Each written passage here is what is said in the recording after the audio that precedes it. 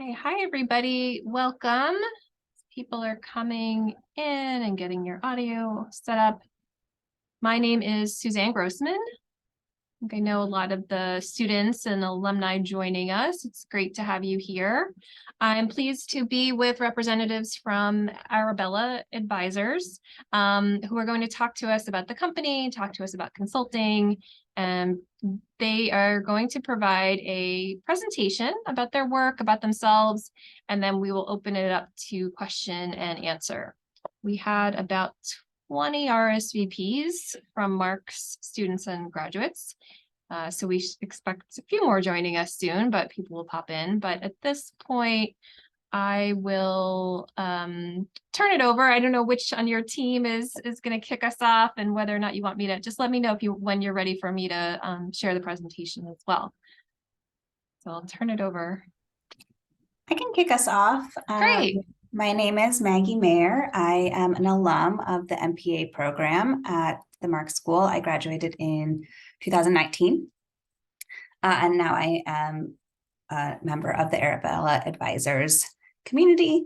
If folks are able to and wanting to, feel free to put on your cameras. I know we're all in this half virtual, half real world now. So would love to see faces, but understand if that's not available. So I can just talk a little bit about my transition to Arabella, and then I'll bring it over to my colleagues here at Arabella. So I joined the firm in 2019, like I mentioned. That was 2020, right when the pandemic hit and started in a fully virtual space. I started on our managed organizations line of business, which we'll talk a little bit about the different lines of business today that Arabella does.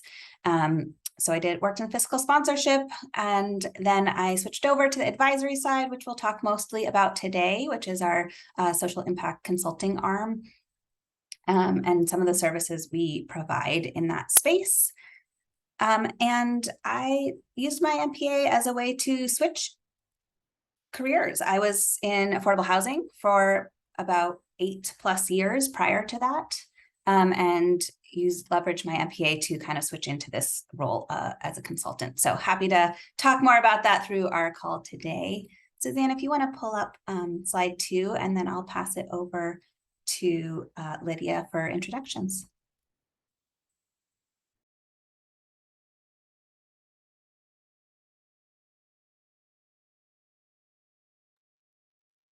Great, thank you. Hi, everyone. So nice to be with you today, and thanks to Suzanne and Samantha for inviting us. My name is Lydia Guterman, she, her pronouns. I have been at the firm for about 8 years, and I am in Arabella's New York office. I came to the firm with an initial background working in nonprofit organizations, in particular, working directly with underserved communities on issues of health and human rights.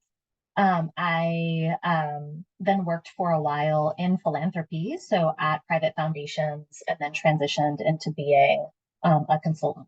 Something very specific about Arabella Advisors is that we work specifically with philanthropists and change makers. And so we're working with folks that are doing the giving, whether that's foundations, corporations, or individuals and families. So those are the clients that we're working with day to day. Maxine, I'll pass to you. Hi, everyone. I'm Maxine O'Casey, she, her, hers pronouns. I'm the Associate Director of Recruiting on the People and Operations team. I'm in the DC office, and I came to Arabella in 2021. So I've been here a little over a year now. And I basically support hiring for several of our teams here at Arabella, including advisory services. I'll pass it over to Maggie Kay. Thanks. Hi, everyone. My name is Maggie Kirstein. I'm also an Associate Director of Recruiting on our People and Operations team. I'm a remote employee based out of Metro Detroit. I've been with Arabella for 7 years. And similar to Maxine, I help support recruiting efforts and focus primarily on our managed organizations team, which is another client service team. And I'll pass it back to Lydia or Maggie. And we can actually move on to the next slide.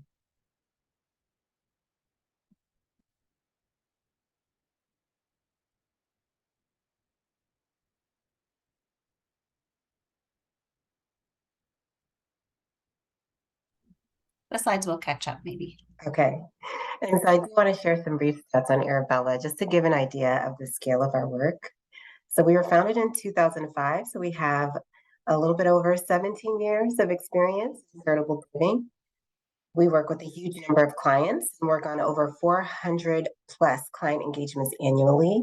And having so many clients provides some organizational stability. It also positions us to be a dot connector. There are also over 450 Arabellans, and we're primarily in cities where we have office locations, and those locations are Durham, DC, New York City, San Francisco, and Chicago. But we do have staff in many other cities as well, including LA, like I almost said there. And then we also influence a significant amount in philanthropic assets annually at Arabella. And that said, we have about 1% of the total philanthropy market of $450 billion.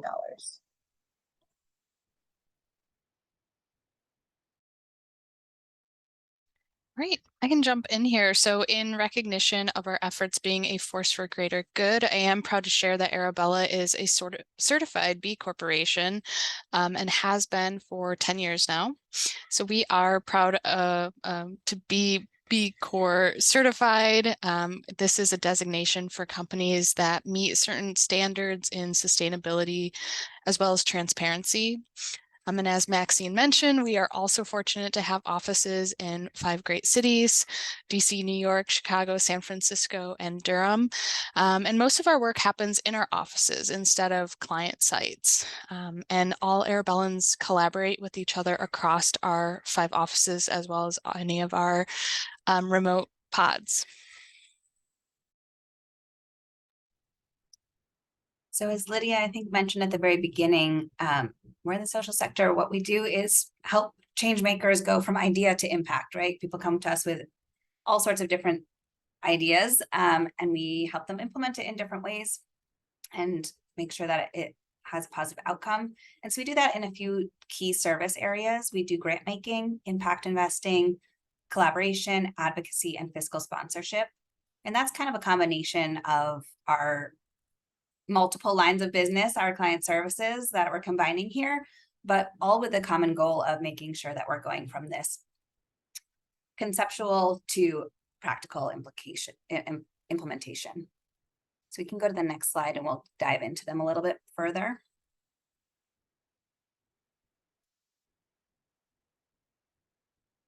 So the slides will catch up. I'm going to keep going. So some of the ways we do that in these different spaces is we'll do everything from designing to building to implementing and navigating changes. And so again, some of the spaces we do that in, we'll do grant making. That could be everything from creating a strategy for grant making to managing the grants themselves and the grantees, to convening and facilitating a community of practice or a specific area, programmatic area. We do financial management, program management, and we also do kind of monitoring and evaluation. So one of these little services actually has many pieces and directions that it can go in. I'm not going to go through all of them in that deep detail, but I'm happy to touch base on any of these in our Q&A later on. So again, grant making, collaboration, fiscal sponsorship, which is its own line of business. And that's what we've been referring to as the managed organization side. So we can talk about that as well, as it dovetails in a little bit more into the nonprofit sector than the philanthropic sector that our consulting tends to be based around, although that we do consulting for nonprofits, corporations, philanthropy foundations, institutional foundations, and individuals. Impact investing and advocacy, which touches on many of these different spaces as it relates to policy change as well. So I will pass it back. Thank you. So I want to talk in depth about our advisory services team, which is the team that Maggie and I both work on. Maggie has the incredible experience of having worked on both of our main lines of business, the advisory services team and the managed organizations team. So she's a good person to talk about the different focuses of those teams and also the experiences on both, if that's something that folks are interested in as we get farther into the conversation. You all saw in an earlier slide that the Arabella as a firm has about 450 employees. About 50 of those are on the advisory services team. The managed organizations team is significantly larger. And our advisory services team is what you can think about as our social impact advisory team. So we are where our clients come when they have a big challenge that they need to figure out, but they don't quite know how to do that. Or they have a really big idea that they have a conceptual strategy for, but they need to be able to make that happen in real life. Maybe our clients have been doing grant making with their philanthropic assets for a long time, but they want to think about how they can use more of their different type of assets to make positive social good. Perhaps they would work with our impact investing team to use more of their assets for good. Or they might be going through a really important organizational change. Maybe they need to restructure. Maybe they've just received a huge influx of philanthropic resources and they need to make sure their infrastructure catches up. We can support them in that way. So those are just a couple of the types of things that the advisory services team does. Can we go to the next slide? So I won't go through all of these one by one, but this is a slide that shows the many different types of work that the advisory services team does. We might be helping with strategy. We might be helping with evaluation and learning. As we said, impact investing or grant making, or organizational design, which is what we call our ChangeWorks practice. And over on the far right, you can see the many different client types that we work with. So all of which are working in the philanthropic space. We work with clients on the advisory side that have philanthropic assets that they want to deploy to the betterment of the world. And our job is to help them deploy those assets. The focus of our advisory services is not doing nonprofit strategy. So for instance, if there was a local organization in my neighborhood of Washington Heights in New York that wanted to go through a strategy process, that is not what the advisory services team would be right for. We focus instead on working mostly with philanthropists. We work mostly with nonprofit organizations through the ChangeWorks practice, which Maggie M is a part of, and would do things like organizational design and operational planning for some nonprofit initiatives, depending on their sort of focus and size. But something that might be helpful to keep in mind is that Arabella Advisors is distinct from some other social impact consulting firms in that nonprofit organizations are not a main part of our client base on the advisory services side. Let me go to the next slide. Maggie? Yeah, so this slide just shows some of the scenarios we see so that to help visualize what that could look like. So a new client could be someone who is approaching a big transition and they need to figure out what to do. So it could be starting at what's the vision? What's the philanthropic vision? How are you going to build a strategy around it? Where is your giving going to go? It could be that they're looking at a one-time significant gift. I came into this, what do I do with it? So what are the risks? How do you protect your interest? How do you ensure that you're making some positive change or impact with this money? It could be for the collaboration and network. Arabella has a very large network, so they might be looking for other philanthropists or institutions within that space that they want to team up with, that they want to learn from, that they want to have some kind of peer learning from. So it could be in order to draw those connections and create a community there. And it could be that they have a specific item, like I want to make change in whatever, and that's their vision. And so we can help them design, launch, and manage how that would work, and how do you set up an organization? What are the components of governance? How does that translate into all the operational pieces, or what does that look like in terms of policy change, right? What is that impacting? So these are some of the scenarios that we often see where we would come in, where clients would come to us and utilize our services. So I think we will stop there and we can take down the slides so we can see everyone. Happy to have people come off mute and ask questions directly or put them in the chat. I believe, Samuel, let me know if that's not available, but I believe you can put items in the chat too, if that's helpful. Whatever method works best, and just feel free. You can ask them open-ended, but feel free to also ask specific questions for different members of our team as well. Maybe, Maggie, we could start with the two that came in before the session.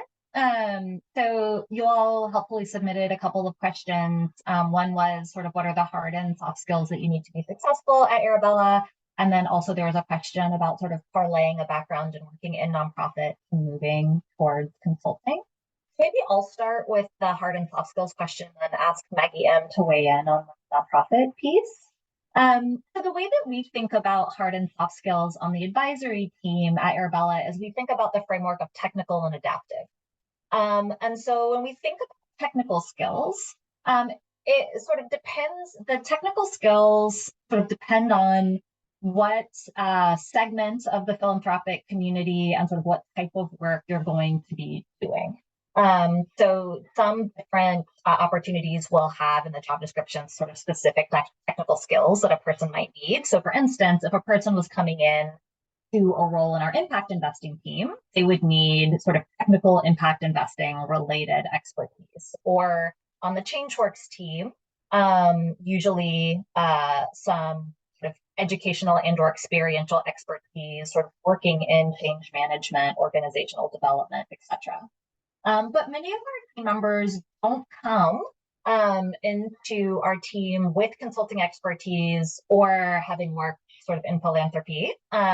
And really what we're looking for in our early career, sort of mid-career colleagues are really good analysis skills, sense-making skills, ability to build trusted relationships and build trust internally with colleagues and also with clients, curiosity, and sort of an approach to the work of sort of how might we, because people come to us with really big goals and really big ideas, and often some blind spots about how to get from where they are to where they need to be, which is why they decided to hire consultants. So I'd say also on our sort of adaptive skills, people don't hire consultants if they're able to do the thing on their own, or if they sort of know the path forward. So we often work with our clients at a time of like particular stress or uncertainty for them. And so bringing a degree of empathy, patience, understanding to that work is certainly just as important as any sort of technical skill that you would bring. But I would say really technical skills around sense making. A lot of our work is collecting information from a variety of sources and then coming up with what we call the so what for our clients in their particular context. And so that that's really sort of what we look for in particular on the advisory side. Maggie, maybe you could speak actually both to what are some of the technical and adaptive skills for the fiscal sponsorship line of business, and then move into the other ones too. Sure.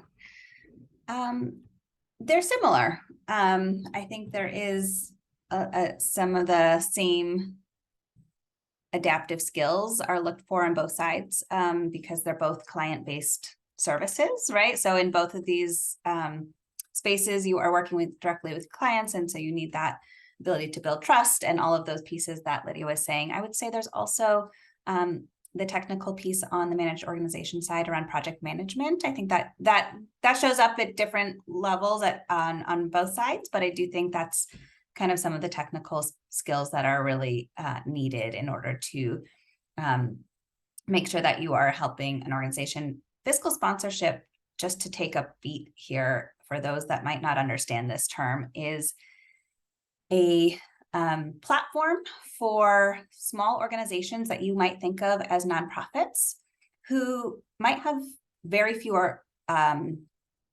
people, or it might be a time-bound project. And so the process of actually getting a 501(c) or 501(c)(3) or 501(c)(4) status, right, a nonprofit charitable status in this country, is time-consuming, it's expensive. And so fiscal sponsorship is a platform where a project, which most of us think of as organizations, but it's basically a project, comes and they use the umbrella nonprofit, which has the actual charitable status. And so you can have hundreds of projects that use the same entity. And then that entity manages all of their back-end support, contracting, HR, all of the kind of compliance, legal, technical pieces, so that the folks in the project can focus on their programmatic missions. So that's what fiscal sponsorship is, and that's our managed organization side. I won't repeat Lydia, but our advisory side is really the consulting arm of what we think of as maybe more traditional social impact consultants. So just wanted to make sure we're clear there. And again, it's confusing terms for those that might not be familiar with it. So that project management piece, going back, is when you're doing all the technical kind of pieces, that's also an important skill there. And in terms of the MPA program, a lot of the pieces, at least for me, that the classes that I took are very much in that, right? So I took evaluation classes, I took classes, statistics classes. That would all be very helpful information for our advisory side.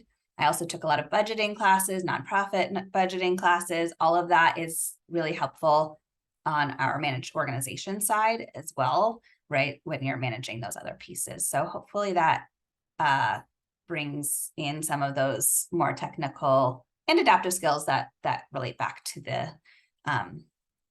this program. So we'll talk quickly about the nonprofit piece. Transitioning from internal nonprofit roles to consulting, what does that look like? So I did it in steps, right? I worked in housing for many years. I went and got my MPA. And then when I came to Arabella, I started on the managed organization side because it was very much rooted in that understanding of nonprofits. And that is a helpful kind of stepping stone into that.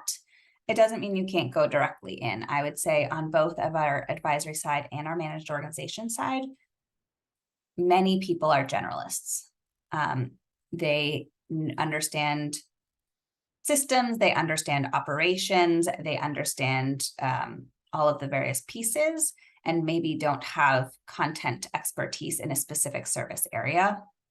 I have housing expertise that hasn't particularly been used in my experience, right? And so it was much more my experience working within organizations, understanding different types of organizations, nonprofits, foundations, government, and how those pieces work together that is helpful in that transition. So there are a lot of pieces, those analysis pieces, the inner workings of implementation, and understanding the various parts of the field and how they intersect, which I think is really the key to making that transition. I don't know if others on the team, Arabella team, have more to add to that.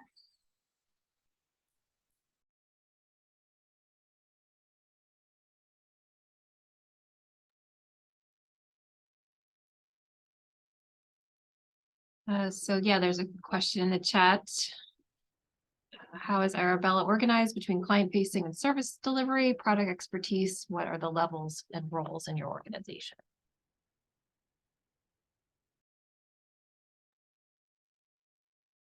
Share a little bit about how we're organized, and let me know Lisa, let me know if I answer your question, because I think there's a couple ways to answer this question. I want to make sure I'm hitting on the one that's sort of what you're seeking. So our teams, we have a number of teams, and they are organized differently. Nara, let me just actually address that quickly. No, Redstone is operating its own recruiting functions right now. For those, some of you may know that Arabella has had the opportunity to acquire 2 businesses over the last 8 months or so. The first is Kiwi Advisors, which is a operational organization that provides finance and HR services to nonprofits. And then more recently, in January, we acquired Redstone Strategy Group, which is also a social impact consulting firm working primarily with institutional foundations. So that journey has been really incredible to welcome new folks into the Arabella family. And Redstone and Kiwi are organized sort of in their own ways. So when I talk about how things at Arabella are organized, I'm sort of speaking specifically about the advisory services team and the managed organizations or fiscal sponsorship team. So on the advisory services team, and which is unique in some ways to social impact consulting, we're organized by a sort of service approach as opposed to thematic issue area. So for instance, we don't have a environment and climate practice and a health practice and an education practice. Instead, we have practices that are around sort of functional work. So we have experts in grant making, we have experts in organizational development, experts in strategy and evaluation. And those folks, for the most part, work across issue areas, and many people work with multiple segments. Within our team of 45, we have some people that have particular issue area expertise. Maggie M shared that she has incredible housing expertise. She and I had the opportunity to work on a large housing project for the last couple of years where that has been really essential. Or we have some people that have really incredible racial equity experience or climate experience or et cetera, education. And so, we really work on staffing our projects with folks that have professional and lived experiences that really make them best suited for staffing different projects. But we don't have thematic issue area practice areas. Instead, we have different parts of the team where we have one, we have an executive level lead for the advisory services team. We then have basically that person's deputy, who is me, who oversees client service and operations for the full advisory team. And then we have a number of senior leaders on the advisory team who have different segment or service expertise. And then a number of different colleagues at a variety of levels on the team who serve in different capacities. From project management to overseeing client service efforts to providing project support at the associate or senior associate level. So most people who are hired into the advisory services team out of graduate school would come in usually at an associate director, either a senior associate or an associate director level. Sometimes at a director level, it just sort of depends on folks' work experience in addition to sort of educational experience. Things are structured much in the same way on the managed organizations team. So Maggie, I invite you to share any important distinctions that you think might be helpful for folks to know. They're generally structured very similarly in terms of level. I will say what it looks like to be on a client team. So often there's different models, right? It's hard to say this is what you'll get as a client, but we often will have some combination of a director or above kind of leading the strategic direction, an associate director who's really project managing and doing the bulk of delivery development and client relations and relationship building, that piece, and some combination of a project support person who's helping to kind of lean in on more of the research, desk research, exploration with more guided direction. So if you're looking at how our client teams are built, they might be different ways, but you're usually working within a smaller group that is dedicated to that client at that time. So could we talk more about general hiring and like where things are at? And I know from prior conversations that I've had with your team, it's not a traditional firm that hires in the fall and has a whole recruitment cycle. It's a little bit different. Yeah, could we speak to just sort of like where hiring is at for this year, for example? Sure. I mean, Arabella as a firm hires on an as needed basis. So all of our opportunities that are available are currently posted on our careers page. And Catherine, I see your question as well about reaching out to determine which line of business your background and skills might be most applicable to you. I'd say like that's absolutely. I'd say to go to Maxine or to Maggie K would be your good first steps. And looking at the job descriptions that are sort of posted, you'll notice in the managed organizations job descriptions a real focus on operations. And so I would really sort of think to yourself, like, are you somebody who loves operations and process? And like, do you think maybe that you might want to be a COO one day or something like that? I think those are really like operations focused roles. And people who love that sort of work are a great fit for our managed organizations team for sure. Advisory services isn't currently hiring, but because we do hire on an as needed basis, if we have attrition or transitions, then certainly we would be posting. Most frequently, we hire for associates and associate directors. So basically junior level project support team members, or sort of later early career to mid-career professionals who are serving in a project management role. Those are like the main areas where we hire, and then folks tend to sort of grow up through the organization, unless we're hiring for a very particular sort of expertise and sort of maybe opening a new leadership role. If we're opening a new part of the business, we might hire it at more senior levels. We are thinking about going to more of a sort of cohort-based recruitment model, but we're just like tipping at we're right at a size where you can kind of go either way. And so we haven't quite gotten there. We haven't quite gotten there yet, but it's something that we'll certainly be considering for the future. Could you talk about the interview process? Like some firms have case study interviews. Is that part of your process, or what is it typically like? Maxine or Maggie K, do you want to talk to that? Sure, yeah. With our interview process, the stages that we typically have are going to start with a phone screen where you speak with one of the recruiters.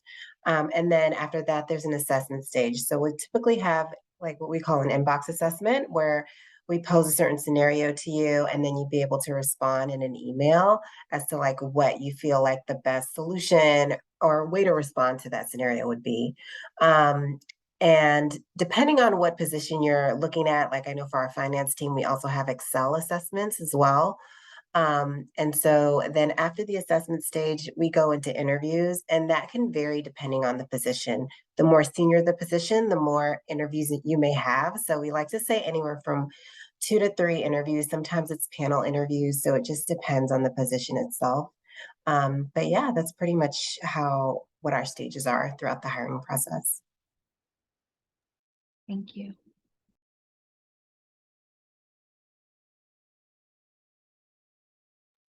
Marxe students and alumni, here's your chance to ask your questions.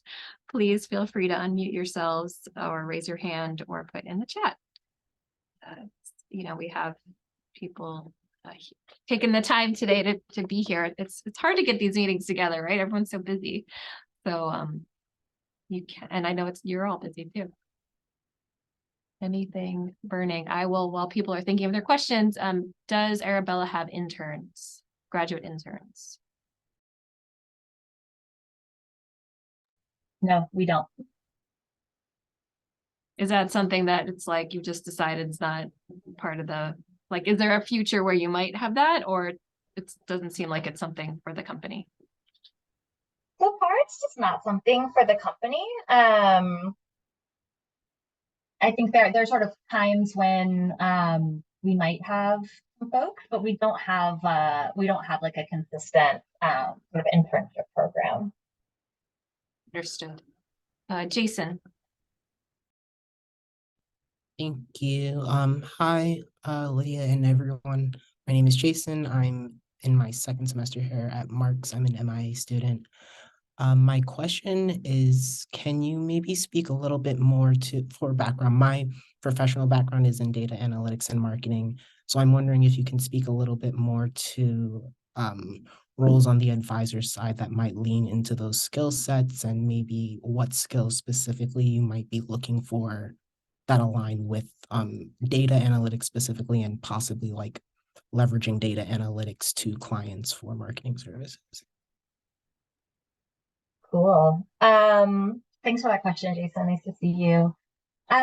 We don't do, honestly, a ton of data analytics or sort of marketing focused work on our team, but there are parts of the firm that do. So we do have a marketing team that does do a lot of data analytics, like for the firm.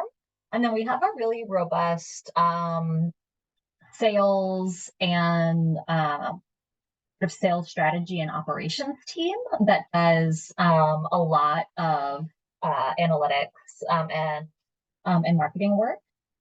Additionally, as Maggie was talking about earlier, we work in partnership with or support on the fiscal sponsorship side a lot of different philanthropic and social impact initiatives that are fiscally sponsored at one of the fiscal sponsorship nonprofits that we work closely with. And those projects themselves have a lot of data analytics and marketing related needs. So while we don't do a lot of that work on the advisory side, there are different parts of the Arabella firm and then the sort of broader ecosystem of projects that are hosted, for instance, at one of the largest nonprofits that we work very closely with, that's a fiscal sponsor, is the New Venture Fund. And there's multiple hundreds of philanthropic initiatives that are fiscally sponsored by that nonprofit organization, each of which, may have sort of different needs.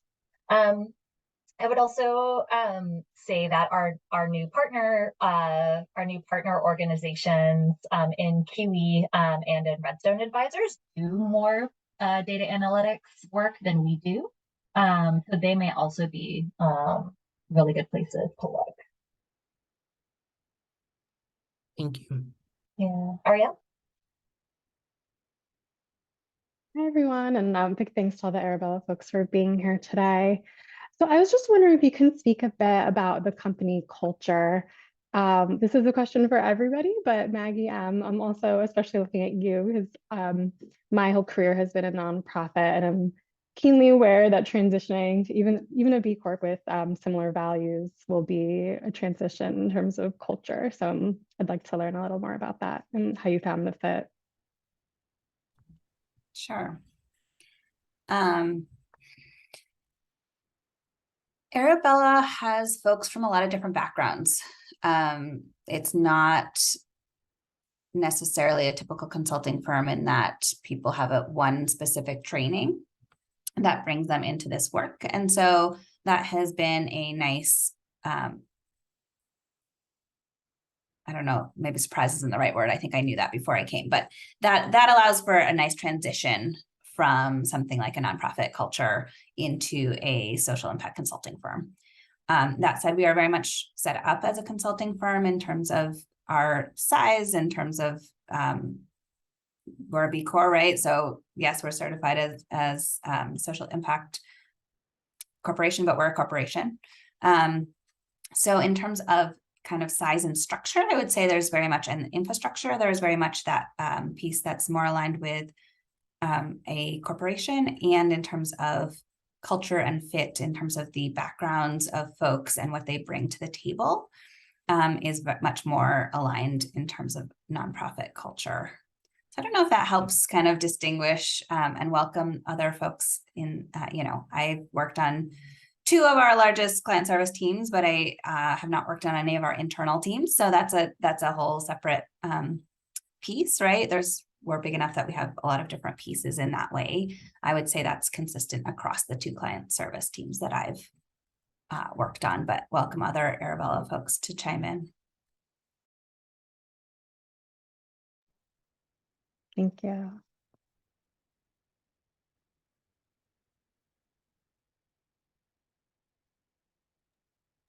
Sorry, I was on mute. Maxine, Maggie K, do you want to share anything?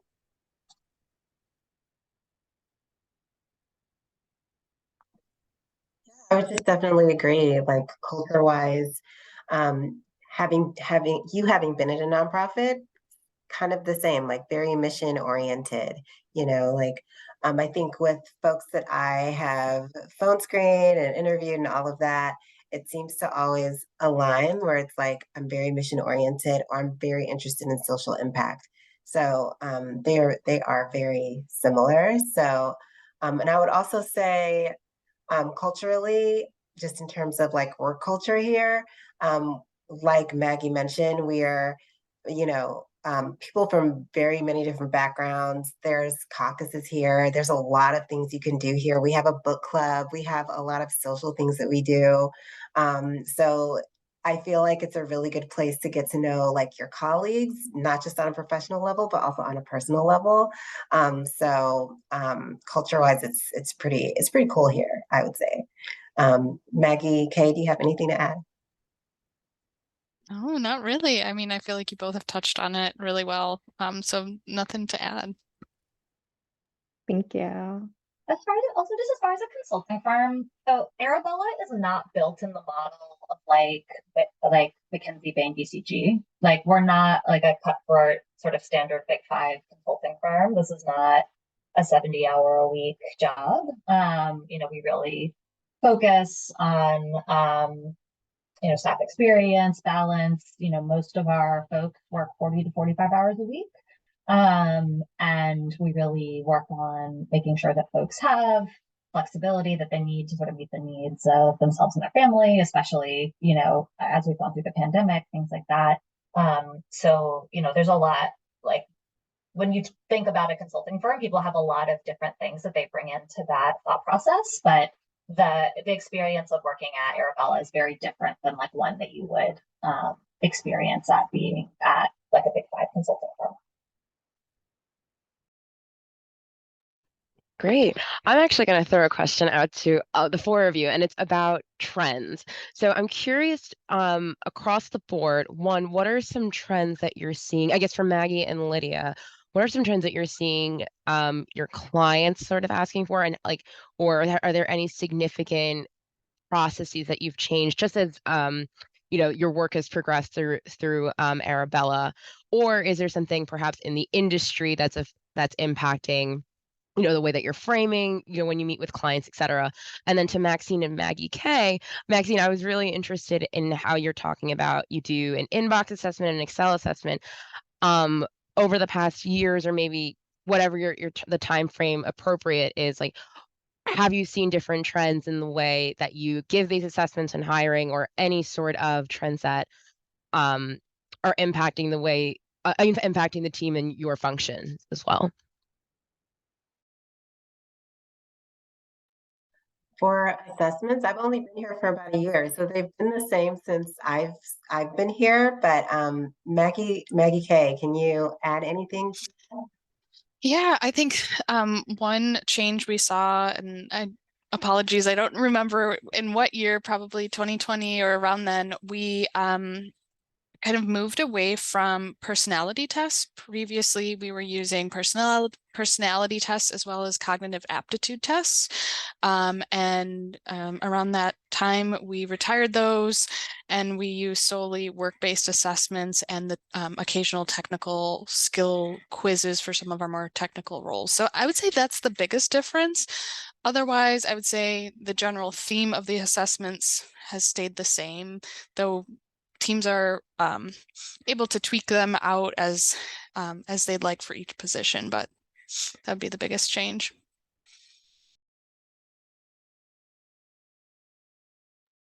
I'm just seeing Lydia's note in the chat that you do de-identified resume reviews as well. Is that when people submit or after they submit their resume? We just see qualifications. So we don't see like a lot of people, we don't see like names or background or like that sort of stuff. So we're like looking at applicants based on their experience. And not their school, like just their degree? Would that I be- actually don't remember. I've seen, we see school, right? Yeah, we can see school. So the recruiters can see everything, but then if the hiring manager or team wants to have it de-identified, then we can do that as well. Yeah. Okay. Thanks. Any last questions? And while people are maybe thinking whether or not they have a question, what? But Maggie, we didn't answer Samantha's first question. Oh, okay. Maggie, do you wanna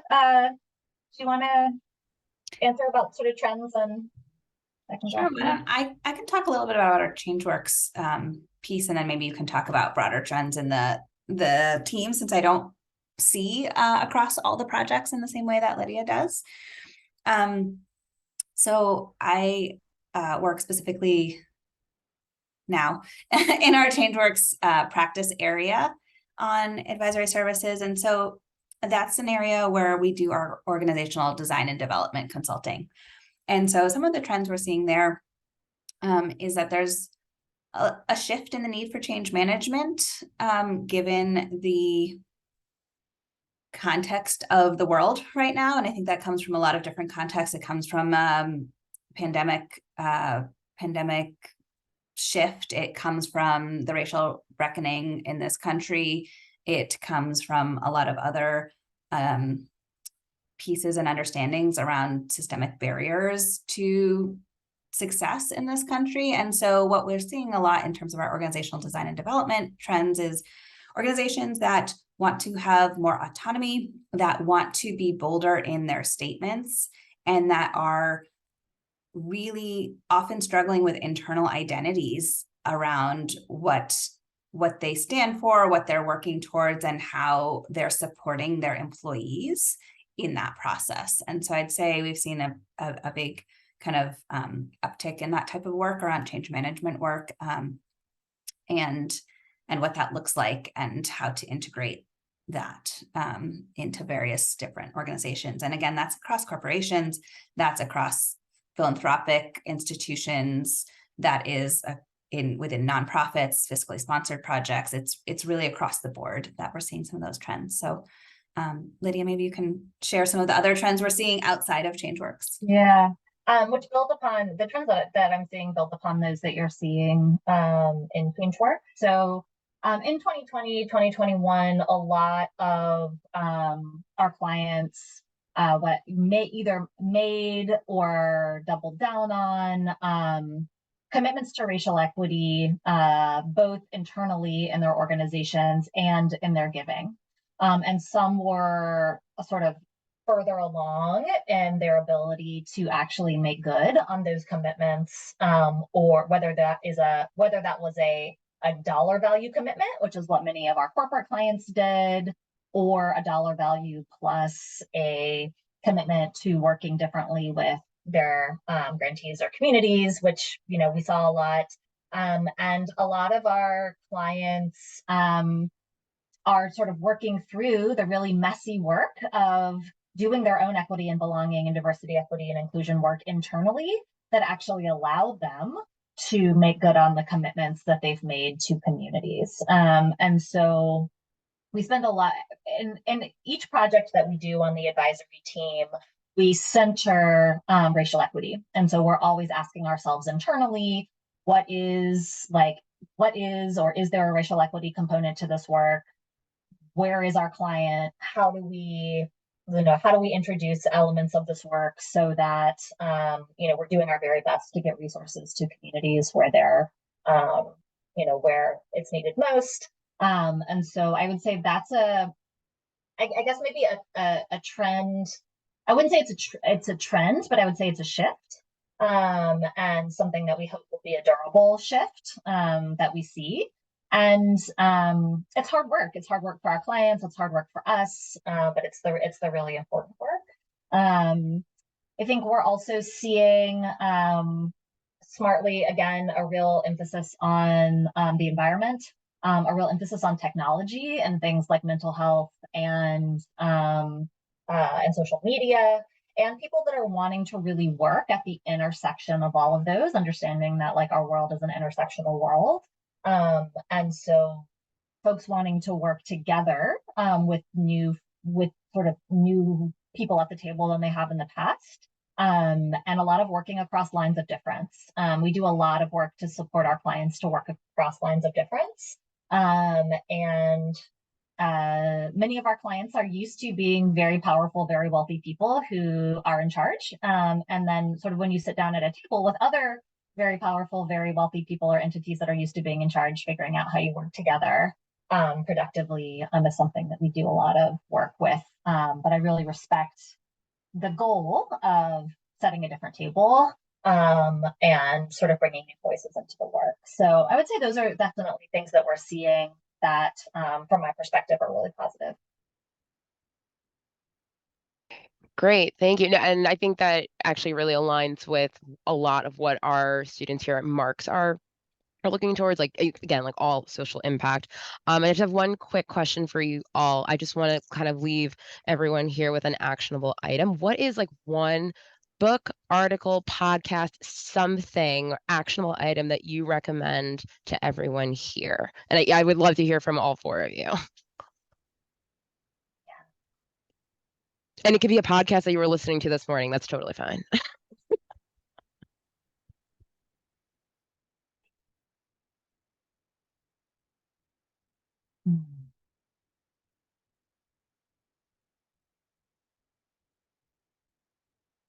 Hold on, I need to look something up. I can jump in with mine while you're thinking, Lydia, if you'd like.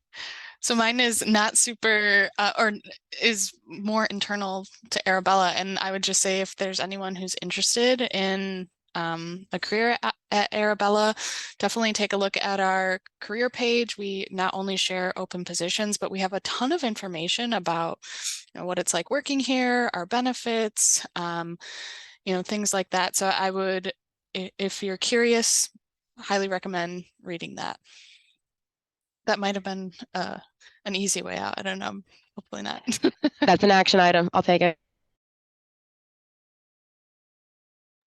I have two. So one is a book, and it's like an overall initiative called Decolonizing Wealth Project. There's a book called Decolonizing Wealth that's written by Edgar Villanueva, who is a native philanthropist who is really doing deep work on examining the origins of philanthropy, that sort of how that relates to white supremacy and a legacy of slavery, all of that, and then thinking about sort of how do we decolonize the wealth that is in the philanthropic sector. It's really meaningful work.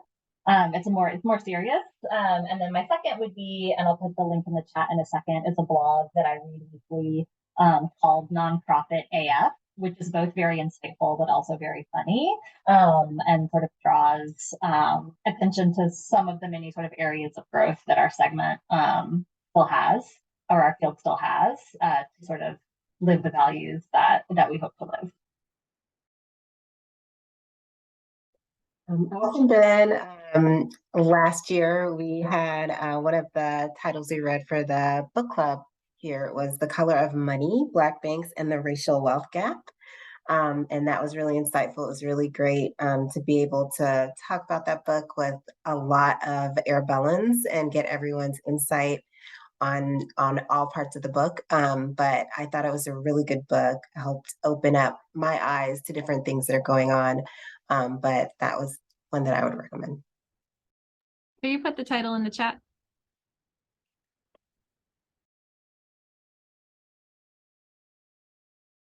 I put a link to the Adam Grant podcast, The Work Life. He's got a few different podcasts that have become pretty widespread. I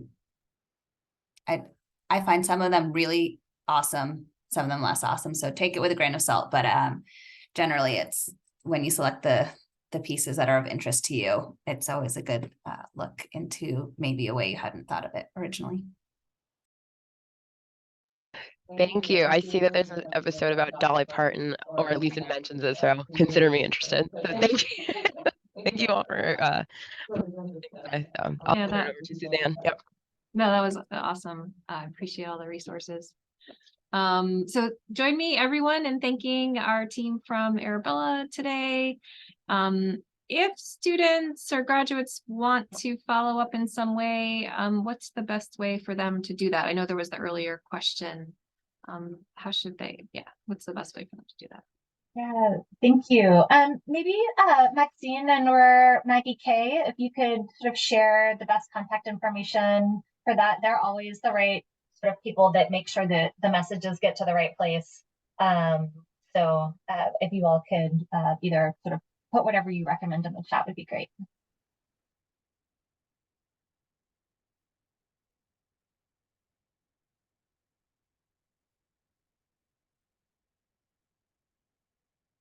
Just waiting for that to come through. I don't know, Maggie K or Maxine want to say something about that? We can put our emails in the chat. Okay, great. Thank you so much for that. And we will have the recording and we'll share that information with some of our students who couldn't be here. So that is coming in the chat now for those of you still here. And I'd love to connect with y'all on LinkedIn. If you want to find me, happy to be in touch that way too. Great. Thank you for that offer. Well, thanks so much, everybody, for joining us today. We really appreciate your time. I certainly learned a lot. I hope everyone learned a lot today, and enjoy the rest of your day. Take care. Bye. Thank you all.